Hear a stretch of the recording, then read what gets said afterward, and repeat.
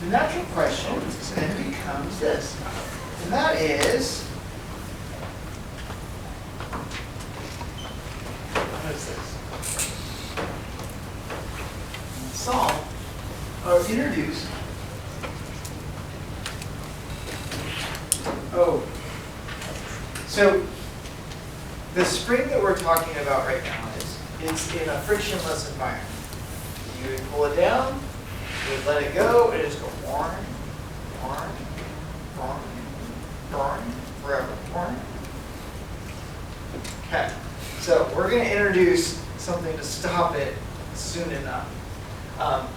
But what you could do is, what if each time it got to the bottom, you gave it, like, imagine if someone was on a frictionless swing, like a human pendulum, you could pull them back and let them go, and in theory, they would just continue this nice smooth arc each time. But now, what if each time they get back, you give them a little extra push? Right? So that's the question we want to look at now. Is so introduce some forcing.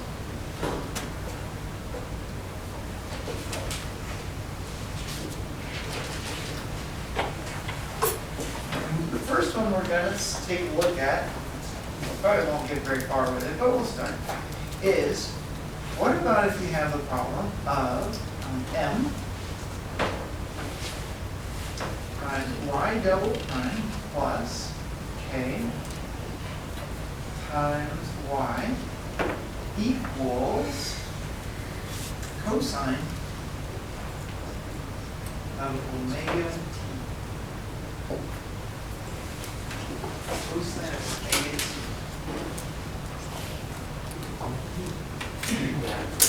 And he said, we were doing that, he said, okay, let's take a second and graph this and couple with the graph.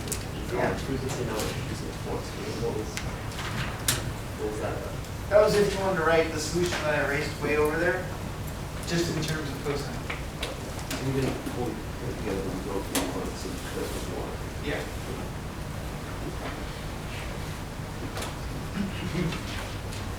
Well, we did. We wrote the solution. There's R. Put that in there. And we have phi. Put that in there. You got it. I know, that's a lot to write. If you were to write that, it looks huge. You know, and we can't figure out what phi is, like pi over 4. That would be handy. But since we don't know it, we'll just leave it like that.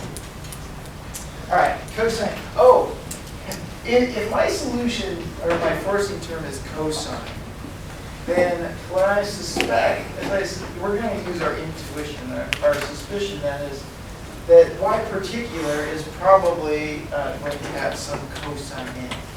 So let's just solve like we've done. So let's do this. Let's try, not let's just try.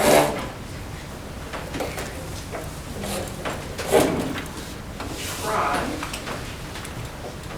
y particular as some capital Y times cosine of omega t. And let's see what our solution is like. Let's see what our solution is.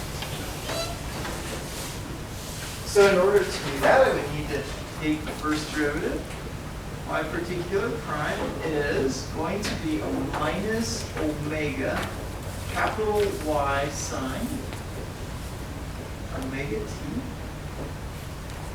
And y particular double prime is going to be a minus omega squared capital Y cosine omega t. I'm going to plug those in.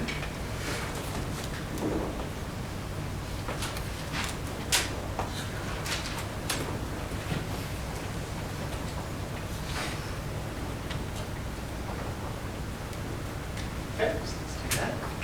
So I have m times negative omega squared y cosine omega t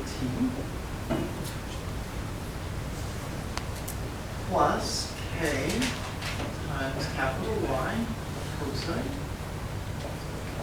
omega t no, it doesn't equal 0. V equals cosine of omega t. Okay, so this is the same idea that we've seen a couple times, and I kind of just want to be careful about this.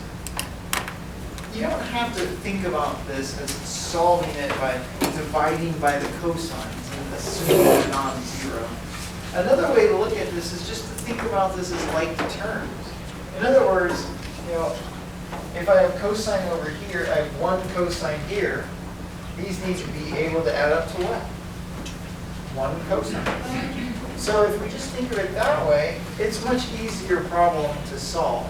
It's like when we picked out all the sines and cosines, and then we didn't have to worry about the sines and cosines anymore. All we had to worry about were just the coefficients on the sines and cosines, so that the like terms properly combine. So I'm going to think of it this way.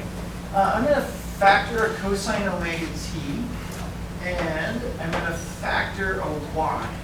So I'm going to write it this way. Y, capital Y.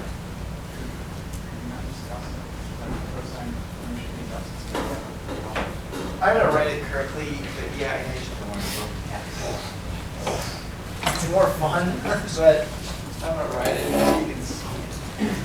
I'm going to write this as capital Y times minus m omega squared plus k times cosine of omega t has to equal, I'm going to write 1 for obvious reasons, cosine of omega t.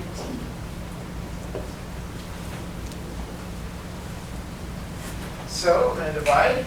So I have capital Y is cosine of omega t is equal to 1 over, I'm going to write it this way, k minus m omega squared cosine omega t. So in order for that to be true, capital Y has to become 1 over k minus, let's look at, m omega squared.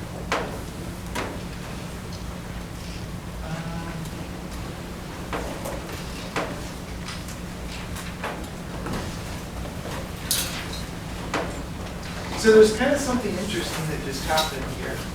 And it's easy to just let it not be noticeable. Because think about this.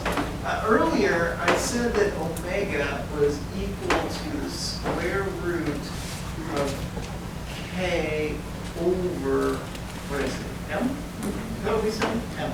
Okay. Now, at this point, though, remember, this omega said we weren't going to mess with the system. This omega says we're messing with the system. So this, our author calls this the natural frequency. So if meaning the one that the spring is left in its own environment. So we're going to call this omega n for natural. And I'm going to square both sides. So I'm going to write this as omega n squared equals k over m. And then, oh, look at this. Look at this. Let's solve this for k. This k is the k from the original problem, the one that we've been solving. It's the same k as this one. It's only the omega that modulates. So I'm going to write this as a k is equal to m times the natural frequency squared.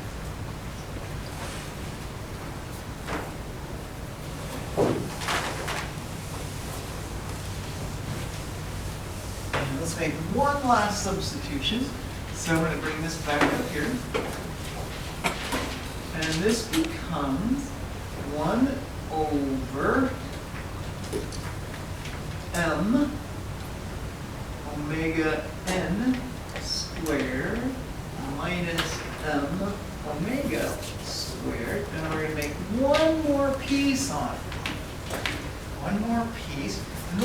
factor m.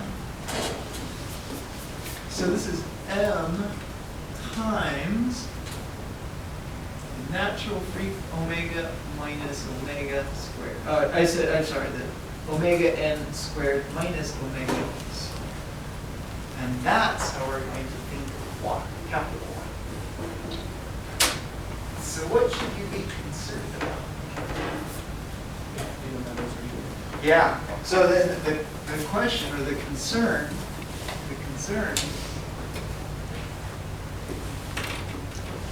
is when omega n squared minus omega squared is 0, or in other words, when they're the same.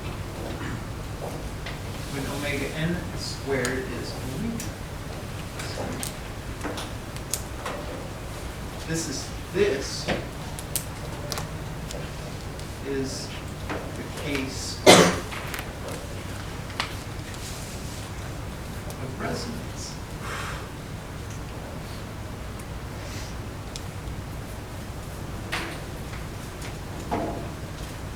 And to be studied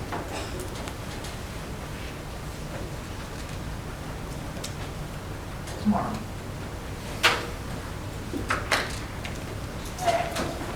Tomorrow could be next class. What a class after that, but tomorrow. All right, you need some practice, and we'll wrap up with that. This is section 2.1. Section 2.1, problem 6.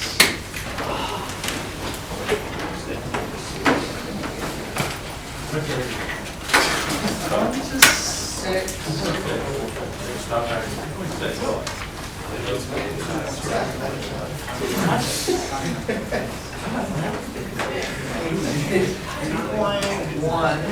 1 to 6.